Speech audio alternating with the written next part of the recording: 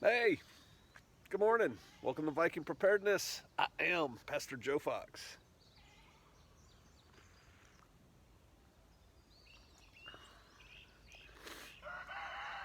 Tried to upload two videos yesterday, not yesterday, day before yesterday, Friday, and it didn't work. And the one's kind of been OBE, overcome by events, so I'm probably not even going to post that one. And the other one, I'll get around to it. These will probably both go up. I'm going to try to do it after I film it, but really, probably have to go into town and load them up later tonight. So, when you get it, awesome. Maybe I'll just hit you with three or something. Our own Viking, Deborah, asked a question, made a statement, whatever, words to the effect of, this is what she said, I tried to get my church into preparedness. I had three monthly meetings, or a monthly meeting 3 months in a row, and nobody was interested. They didn't want to spend the time, they didn't want to get together. How do you get your church into preparedness is basically what she wanted to know. So, as per usual, I have some things to say about that. And we're going to move away from the loud birds. But first, please understand, as is always the case, I have no intention of offending anyone. I do things the way I do them. You do things the way you do them. Vive la différence! Yeah, let's just be us. You do you. Didn't I do something on that recently? So I'm not trying to offend anybody, but I'm going to tell you what I think. So first of all, trying to get one's church involved in preparedness, I think, woo! I know we're going back here because the house will shield us from the sound of the birds and the goats. I think that's an excellent idea. Why? Because you're preparing for bad times, right? And you're preparing for life as we haven't known it in the past, where everything's going to be different, I would think. And one needs to surround oneself with people who feel strongly about the things you feel strongly about, or who are at least accepting of the things you feel strongly about. You don't want to yoke yourself unequally with people who don't at least, like I said, accept what you value. And ideally, you want to be with people who value what you value, right? And so one would think that church would be a great place to do that. It's God, right? We're worshiping God, the creator of the universe. And if that's not pretty important, it ought to be. And so being with people who believe like you do should work, right? Yeah. The problem is this. Do you remember the part where I said I'm not trying to offend anybody? I'm not. I'll say many. I wanted to say most. I'll say many. Many people in church today in America, which are less and less people too, by the way, as a function or as a proportion of the population. But many of the people in church today are playing church. They don't really believe what they profess to believe. Not really. Not when you get down to brass tacks. It's more of a social thing. it feels more like, to many people, a social obligation, or it's fun, or it's what people do, and I've always been doing it. I haven't really thought about it deeply because I don't think about anything deeply, and we just go. And we get to get dressed up, and then we go out to eat, and then we do a little shopping, and then I come home and watch football. So they don't take it that seriously. That's one. And so if you're serious, those people, maybe you need to look for different people. And again, I'm not talking to Deborah, I'm talking to everybody, right? Because I don't know, maybe they're all super serious. So that's one. Number two, a lot of churches in America have really weird ideas about end times. They either think that when end times come, they're getting raptured out of here. And I've done a couple of videos on this already, so I don't need to go into that. I'll just tell you that no one's getting raptured out of here ahead of the tribulation. So boom, they think that's going to happen. And it's mostly a psychological comfort technique.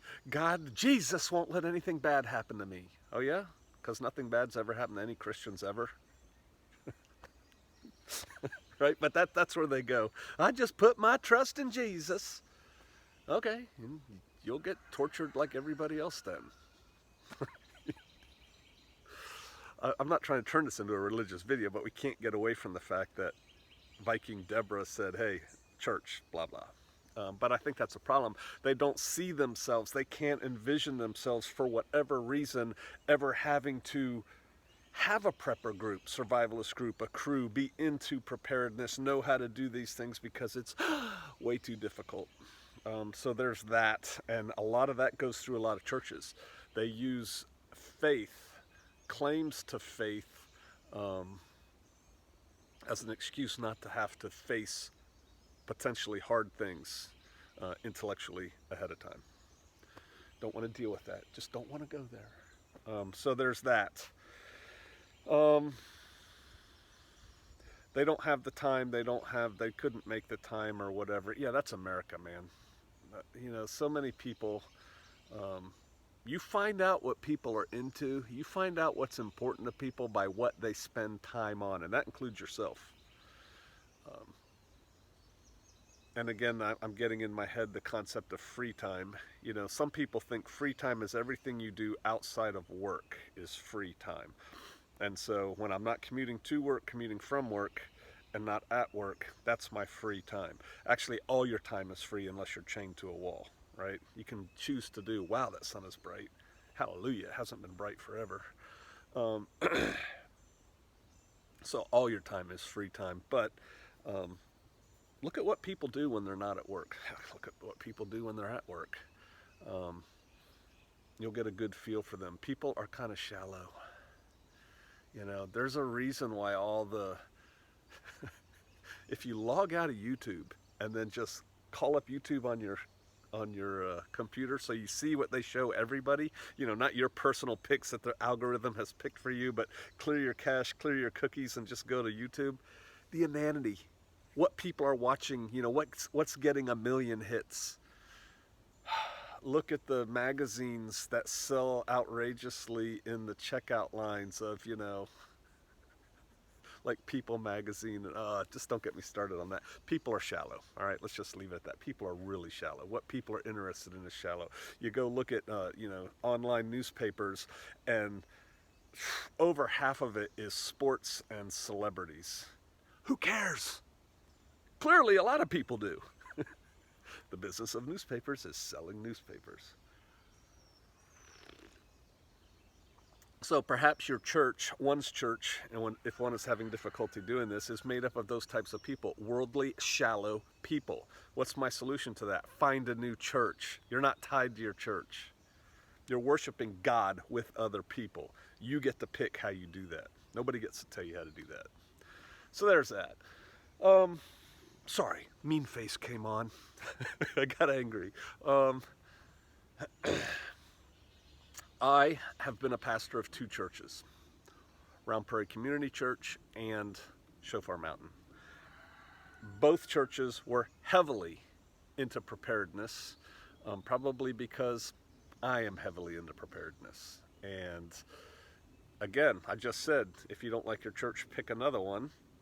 People did that. And the people who stuck probably liked me and the way our church ran, right? So they're like, yeah, that pastor's all right, I'll hang out here. I remember when I was in the Special Forces qualification course, mini war story, not really. We were at Fort Bragg, North Carolina. I was going to be there for about a year or so, and we're church-going people. And so we were looking for a church, and because I never have had a denomination, for a long time I was basically Christian Protestant. We would go boom, boom, boom, boom, boom, boom, boom, till we found a church we liked. It was always kind of difficult. And I had heard that there was a church outside of town where the pastor had a combat pistol course in the church, on the church grounds, like in the back. And I'm like, oh yeah, we're going to that church. Any pastor's got a combat, like IPSC course or something that people could shoot at from the church. I went. Other things happened. We ended up not going to that church. But pick your church, right? Pick the people you want to hang out with and worship God with. So that's important. So maybe that's going on there. You're just with the wrong kind of people. Another point that comes to mind. I'm getting philosophical, religious, whatever word, concept you want to apply to me about this whole prepping thing.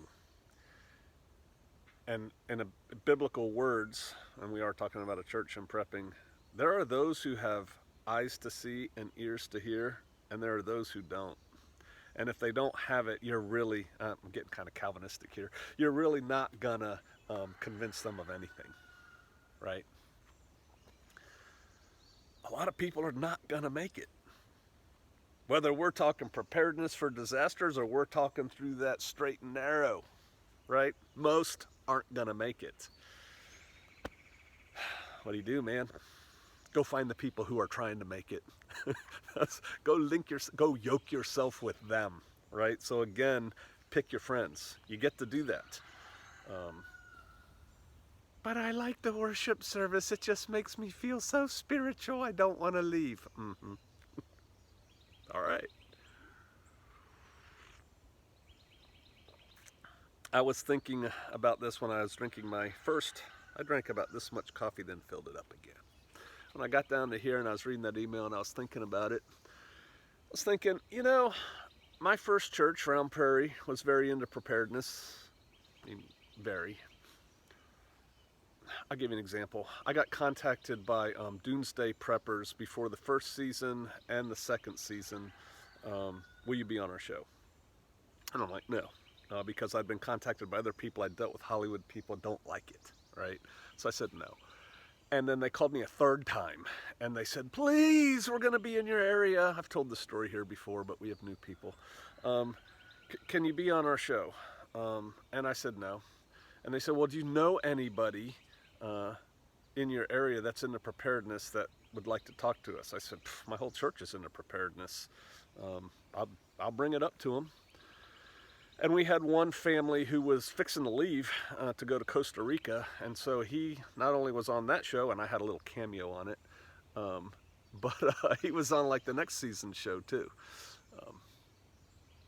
And so yeah, the whole church was into preparedness. My book, here comes a shameless plug again, Survivalist Family, Prepared Americans for a Strong America.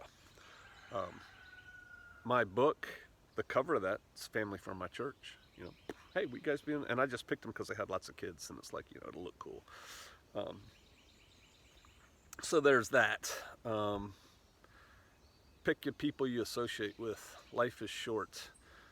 How did I get the people involved in prepping in my church? I don't know. I think it was probably self-selection by them. I'm not shy. I'm not shy about telling people to prepare. I'm not shy about saying this is what it looks like is coming down the pike. Ba-doom, ba-doom, ba-doom, ba-doom.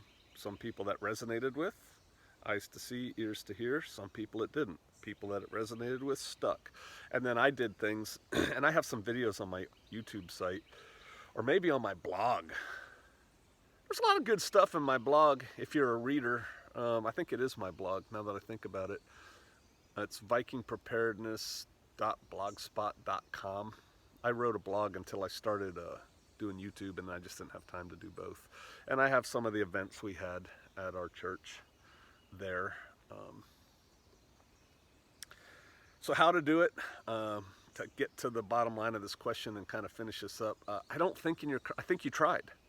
I think you tried. You said, hey, we're going to do this. Clearly they found other things more important or more interesting to do than attend the church preparedness stuff, whatever you were going to do. I got together with another pastor in this local area that I clicked with and resonated with, and he's into preparing, and many people, not all, in his church are into prepping. And so we decided, hey, let's invite all the other church leaders in this greater area and the mayor of the town, or anybody he wants to send, to talk about how the churches, the houses of faith, could come together in a time of disaster emergency to help provide services for the people. We had 3 other pastors show up. Mayor didn't want to play. Eyes to see and ears to hear. So good on you for trying to get people at your church. Like I said, I think starting with your church people is probably important. Oh, I was going to say, somehow I got off on a little tangent. When I was thinking about this drinking coffee this morning, I was a Boy Scout scoutmaster of a very active troop. And I'm just trying to set the context. Under my leadership of that troop, it's a boy-led troop, blah, blah, blah. As the scoutmaster of that troop, we went from about, 10 or 12 boys to like over 30, 35 boys. We actually got too big for the space we were in. And we went camping one weekend every month, and we never canceled it for weather. If it's going to snow, rain, pour, hot, we're going camping. And we went camping. We didn't go stay in like museums and dun. We'd set up tents, or eventually all the boys quit using tents and used tarps or slept out under the stars. They got pretty hardcore. Wonder why. But, so they were pretty active. Fathers were always invited to come. Open invitation. Never did. And we had the same group of about 5 men who went on every camp out. And, occasionally a dad would come. And we'd hang out and talk on the campouts and stuff. But they weren't into preparedness. Me and my assistant scoutmaster were really into nope. See, that's not true. It's been a while. I had 3 assistant scoutmasters. They were all really into preparedness. They've all been here to Shofar Mountain before it was developed, and we did like survival campouts and stuff. The men and the boys, the families. My assistant scoutmasters were really into it, but nobody else was. Out of the 30-some boys we had, that was it, right? A little handful of people. And so we just did our own thing. Find the people that are interested, work with them. The weak shall fall by the wayside. The uninterested will fall by the wayside. You're just not going to be able to convince people. I don't think. I'm kind of like that way with religion too. I'm very Calvinistic about it. It's like, hey, I'm not trying to sell you anything. You either get it or you don't. The Holy Spirit either puts it in you or he doesn't. I think it's also because of my special operations background. It's like, here's selection. Do your best. You either make it or you don't. We're not begging you to stay. If you say the Q word, I want to quit. Bye-bye. We're not selling anything. You either want to be with us or you don't. That's kind of my attitude. Not very sympathetic, empathetic, or whatever. But for the people who do want to be there, the people who do want to play, pour yourself into them. get with those people, identify those people, pour yourself into them, and I think wonderful things can happen. I hope that was mildly helpful. I know I didn't have the answer. You know, I'm pretty sure you wanted the answer. Well, this is what you did wrong. This is what you need to do right. It ain't you. It's them. Find more them. All right. I'll see you out there.